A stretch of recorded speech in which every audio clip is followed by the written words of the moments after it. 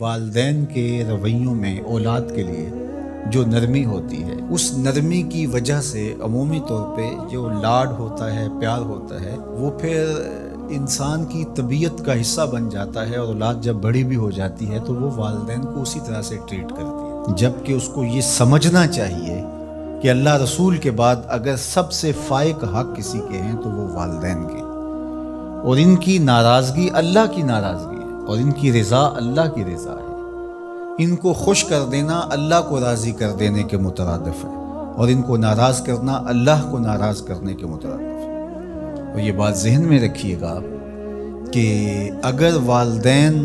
راضی نہیں ہیں تو رب بھی راضی نہیں ہے۔ اللہ کی رضا نصیب ہی نہیں ہو سکتی، آپ کے عمل، آپ کی محنتیں، آپ کے سجدے اور آپ کی عبادتیں، ریاستیں، چلہ کشیاں، یہ کچھ کام نہیں آتی اگر والدین راضی نہ ہوں۔ تو والدین کو راضی رکھنے کی ہمارے دین نے ہمیں تلقین فرمائی کی۔ اور یہ بھی آپ کو میں بتاؤں کہ کچھ اعمال ایسے ہیں کہ جن کی جزا اور سزا آخرت میں دیکھنا ہوگی، لیکن کچھ اعمال ایسے ہیں جن کی جزا اور سزا دنیا میں بھی بندہ دیکھ کے جاتا ہے۔ ان میں سے ایک عمل والدین کی فرما برداری ہے۔ جو والدین کا فرما بردار ہو،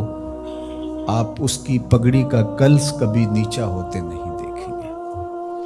اور وہ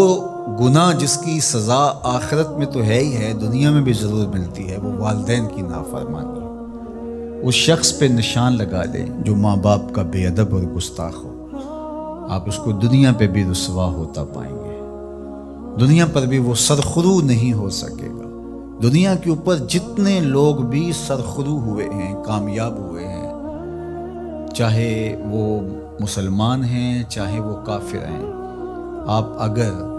ان کی تاریخ پڑھیں تو آپ کو نظر آئے گا کہ ان کے پیچھے ان کے والدین کی دعائیں ہیں۔ اگر والدین کی دعائیں نصیب ہیں تو انسان سرخرو ہوتا ہے، اور اگر والدین کی دعائیں حاصل نہیں ہو پاتی تو محنتیں بھی انسان کی اکاد چلی جاتی ہیں۔ تو یہ وہ نیکی ہے، یہ وہ عمل ہے کہ جس کا صلہ دنیا میں بھی اور آخرت میں بھی ملتا ہے، اور یہ بدعملی والدین کی نافرمانی ایسا جرم ہے کہ جس کی سزا دنیا میں تو ہے ہی ہے، آخرت میں بھی، اور دنیا میں دونوں میں اس کو جو ہے وہ حاصل کرنا پڑتی ہے۔ والدین نیکوکار ہوں، صالح ہوں، پاکیزہ عمل ہوں تو ان کی تو عزت اولاد کرے گی ہی کرے گی، والدین برے ہی کیوں نہ ہوں، یا والدین بہت گناہ گار ہیں، شرابی ہیں اور بدکار ہیں اور اعمال بد ہیں،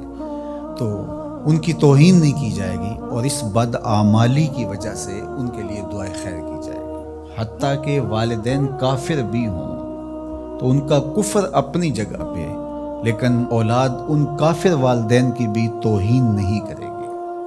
ان کے ساتھ وہ حسن سلوک کرے گی والدین ہونے کے ناطے سے، اور نیکوکار ہوں، صالح ہوں تو پھر ان کے تو حقوق اور زیادہ عائد ہو جاتے ہیں۔ تو ماں باپ کے ساتھ ہمیں حسن سلوک کرنے کی تلقین کی گئی ہے۔ اچھا، یہاں اولاد کے لیے کبھی مسئلہ بن جاتا ہے، ماں کچھ اور کہہ رہی ہوتی ہے اور باپ کچھ اور کہہ رہا ہوتا ہے،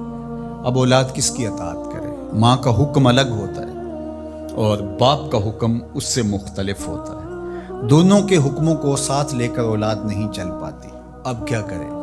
تو علماء نے لکھا کہ پہلے تو ماں باپ کو ہی چاہیے کہ اولاد کو مشقت میں نہ ڈالے، کہ ایسا حکم دے کہ اولاد پھنس جائے کہ ماں کی بات مانو یا باپ کی بات مانو، ایک کی اطاعت سے دوسرے کی نافرمانی لازم آتی ہو تو بڑا مشکل مرحلہ ہو جاتا ہے۔ تو والدین کو اتنا خیال اور اتنا لحاظ رکھنا چاہیے کہ ان کو مشقت میں نہ ڈالے، ایسا حکم نہ دیں جو وہ بجا نہ لا سکے، جو ان کے لیے پورا کرنا مشکل ہو۔ اور بالخصوص ماں باپ کی لڑائی کے اندر اولاد جو ہے وہ پس کے رہ جاتی ہے، ماں کی بات مانی تو باپ ناراض، باپ کی بات مانی تو ماں ناراض، تو اس میں ایک تو والدین کو ہی چاہیے۔ لیکن کبھی اولاد پھنس جائے تو مسئلہ شرعی سن لیجئے، وہ یہ ہے کہ گھر کا حاکم جو ہے وہ مرد ہے، تو اگر ماں اور باپ دونوں کے احکام آپس میں ٹکرا رہے ہوں تو حکم مقدم ہوگا باپ کا، تو اولاد کے ذمے باپ کے حکم کو ماننا ضروری ہے، لیکن خدمت میں مقدم ہوگی ماں۔ جب باہر سے بچہ آتا ہے تو کھانے کے لیے یا کوئی چیز یا رات کو ٹانگیں دبانے بیٹھتا ہے تو خدمت میں مقدم ماں ہوگی، لیکن حکم کی تعمیل میں مقدم باپ ہوگا۔ تو شریعت اسلامیہ نے ہمیں یہ حکم دیا، چونکہ خدمت میں یہ جو حدیث میں نے آپ کے سامنے رکھی ہے، تو صحابہ نے حضور سے جب پوچھا کہ ہمارے حسن سلوک کا سب سے زیادہ مستحق کون ہے، تو فرمایا اماں کا، تیری ماں۔ پھر کہا سما من، پھر کون؟ تو پھر فرمایا اماں کا، تیری ماں۔ پھر تیسری مرتبہ پوچھا تو فرمایا تیری ماں، اور چوتھی مرتبہ فرمایا ابا کا، تیرا باپ۔ تو اس اعتبار سے خدمت میں ماں مقدم ہے، لیکن تعمیل حکم میں باپ مقدم ہے۔ تو باپ اور ماں یہ اللہ کی رحمتوں کے دو روپ ہیں۔ اللہ نے باپ کے سینے کے اندر بھی ایک اولاد کے لیے محبت کا جہاں آباد کیا ہے، اور ماں کی ممتا اور ماں کا پیار اور ماں کی الفت، یہ تو ایک